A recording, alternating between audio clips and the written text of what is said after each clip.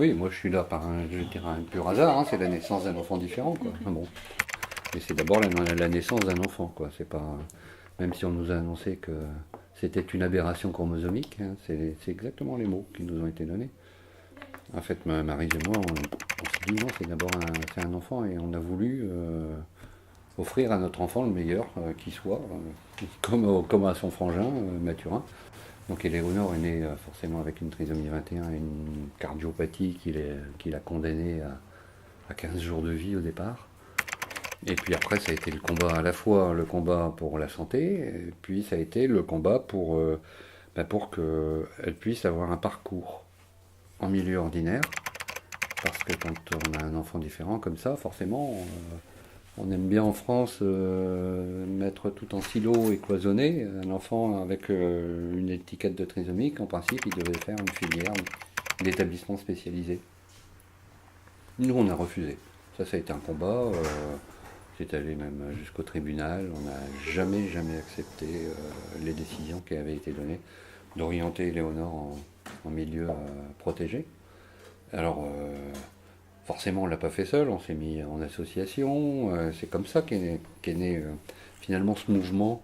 Et on a embarqué avec nous des parents qui avaient la même volonté du parcours ordinaire pour leur enfant différent, quoi.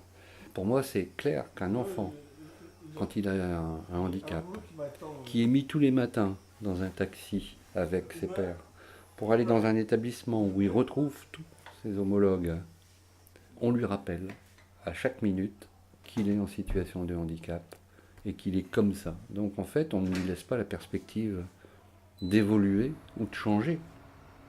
C'est une condamnation, quoi. Alors, on va peser 80 grammes de beurre. D'accord? Alors, le beurre, il est ici. Alors, tu prends ta balance. Vas-y. Attends, vas-y, tu peux la poser. Alors ensuite, qu'est-ce qu'on fait? On appuie sur ça. Donc ça a été un très dur combat, notamment avec l'éducation nationale. C'était toute la période de scolaire très professionnelle, assez complexe. Mais finalement réussi, hein, je vais dire, parce que on a pu creuser des sillons inclusifs, je vais dire, dans une filière scolaire. Quand on demande à un individu de s'intégrer, on lui demande de faire des efforts et de se modéliser pour rentrer dans un système ou un environnement bien spécifique. Alors que l'inclusion, c'est l'environnement qui doit changer pour s'adapter à la spécificité des personnes.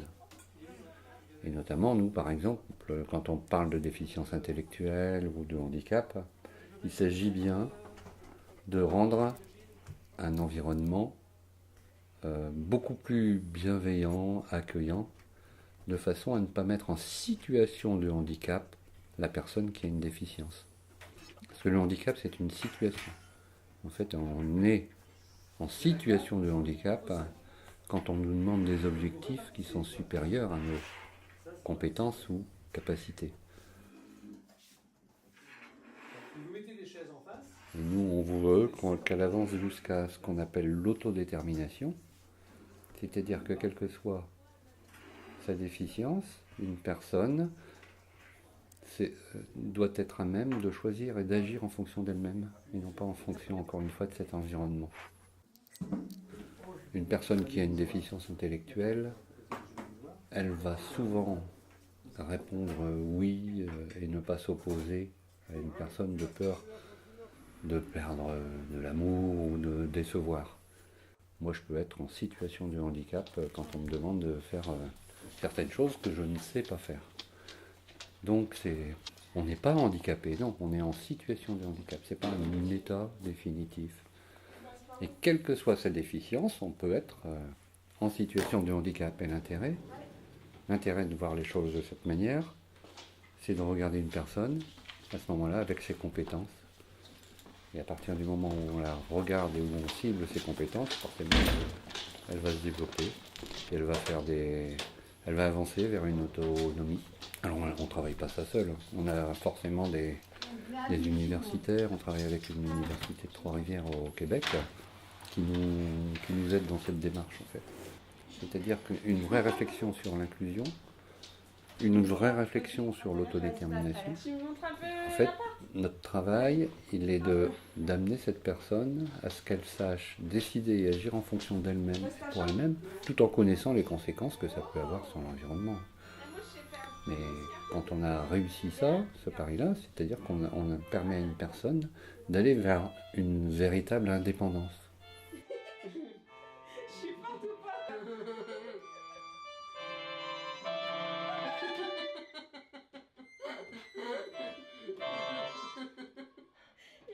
Ils vont nous insulter, nos voisins, je crois. Nous, on était convaincus que la façon dont on regardait notre enfant, c'est ce qu'il allait devenir et être. Souvent, je dis, moi, Léonard a un frère, un matin, si j'avais pris le petit déjeuner tous les matins avec lui en pensant qu'il était imbécile, il serait devenu imbécile. Bon. Chercher à manger dans tout ça. Quand elle est enceinte. Ah, c'est qui le papa? Peut-être une résidence intergénérationnelle faite par un bailleur social qui en avait cette volonté.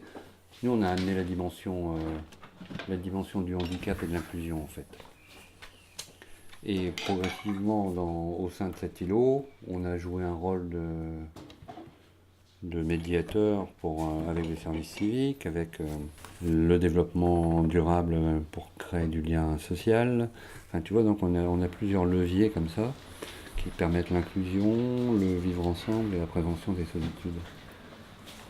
Quelqu'un qui a été, je vais dire, éduqué, qui travaille, bah, finalement après le rêve c'est d'avoir son chez-soi, quoi. J'ai pu rencontrer un type extraordinaire, quoi, qui était le directeur de Pas-de-Calais Habitat, hein, Jean-Michel de Stécoviat. Et bon, là c'était un visionnaire, quoi. Lui, il voulait faire de cette friche, qui était une ancienne clinique, une résidence intergénérationnelle. Puis on s'est très vite entendu sur un projet qui allait au-delà de l'intergénérationnel, avec des espaces partagés, une crèche d'entreprise, 32 versos. Ouais. Cette crèche a la spécificité d'être ouverte à 6h du matin et fermée à 22h, quoi. Donc, c'est ce qui nous a permis de développer la collecte de déchets fermentescibles, de faire du lombricompost en sous-sol. Forcément, ça veut dire qu'on ramasse des bioseaux, l'association ramasse des bioseaux, les vide, rend des bioseaux propres, un petit seau vert dans lequel on met ces déchets fermentescibles. Et puis ensuite, c'est mis dans des grands containers en sous-sol, où tu as des lombriques, des vers de terre qui font le travail, qui font du compost. Et puis nous, on récupère le compost, on récupère un jus, qui est un engrais. Ça, on a une association de jardiniers avec qui on échange ça, puis on donne des citrouilles pour faire des ateliers culinaires. C'est tout simple. Donc les personnes trisomiques ou les personnes âgées, ils mettent tout ce qui est biodégradable dedans, comme l'herbe, le journal, tout ça. Ensuite, nous, on va dans les caves et on vide ces biossons dans des grands containers de verre. Et ces verres mangent les détritus et on obtient ensuite un fertilisant qui est reversé à une association de jardinage. Et pourquoi par rapport à l'entretien ou par rapport à... Par rapport à l'entretien, ouais. T'as la place et tout pour le faire? J'ai pas forcément la place, puis je suis encore chez mes parents, mais je veux dire, j'envisagerai pas à l'avenir de faire du compost, quoi. C'est Boucher. Mais on avait imaginé de faire une SIC, une société coopérative d'intérêt collectif, au sein de la résidence, qui fasse du service à la personne. Et on avait rêvé, nous, d'y employer des personnes en situation de handicap. Puis finalement, quand on est arrivé ici, on avait mis en place le kiosque, et puis on avait dit au trésor, ce serait sympa que vous fassiez le café et tout ça, quoi. Puis le matin, ils étaient autour de rôle, ils venaient faire le café. Et très rapidement, ils nous ont dit, bah attends, ils font rien, les petits vieux. Et c'est toujours nous qui faisons le café. On s'est dit, mais tiens, c'est vrai, ils sont en train de nous faire prendre conscience que c'est quand même pas logique, quoi. C'est quand même pas logique. Donc, cette idée de société coopérative de services où on avait rêvé d'employer des personnes en situation de handicap, on s'est dit non, ça va pas le faire. Parce qu'ici, on est dans un contexte de vivre ensemble, et je pense qu'il est préférable pour un trisomique d'aller chercher du travail à l'extérieur, puis d'aller s'enrichir à l'extérieur, puis de ramener sa richesse ici pour la partager, que de se faire un petit truc clos. Donc on a arrêté cette idée. Mais voilà comment on avance. C'est-à-dire qu'on est une espèce de laboratoire, on se permet d'avancer, puis de se dire, attends, là, on fait erreur. On fait erreur, il faut peut-être voir les choses autrement.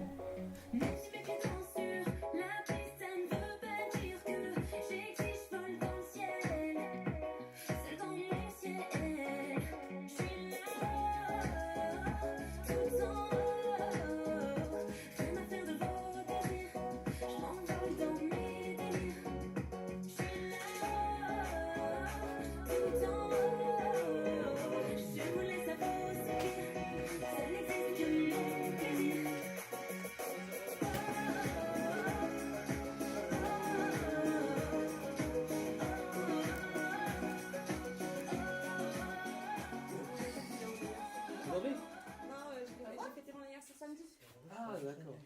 Il était lourd. Il est beau. Ouais. On l'a fait faire à la boulangerie. Vous avez une jumelle. Ouais. Bah, sa maman, elle l'a commis. Ah bon? Ma mère, elle est tombée sur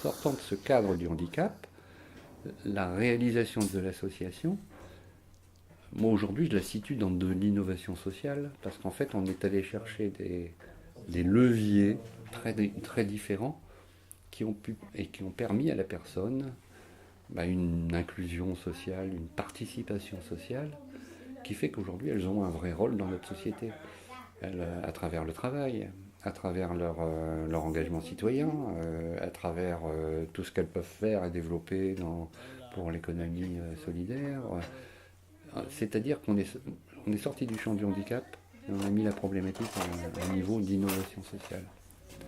C'est ce qui fait la particularité de Down Up. Moi, je ne me considère plus comme une association de parents d'enfants handicapés.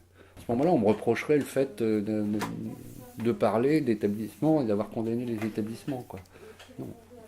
La famille n'est pas un établissement, donc il faut faire très attention. Donc ouverture, partenariat, réseau, pour moi tout ça c'est majeur, quoi. Et c'est un mouvement qui est en train vraiment de prendre racine, avec des parents qui disent non, ils n'iront pas en établissement, nous c'est le milieu ordinaire, et puis c'est une vraie revendication, qui peut s'appuyer maintenant sur des réussites.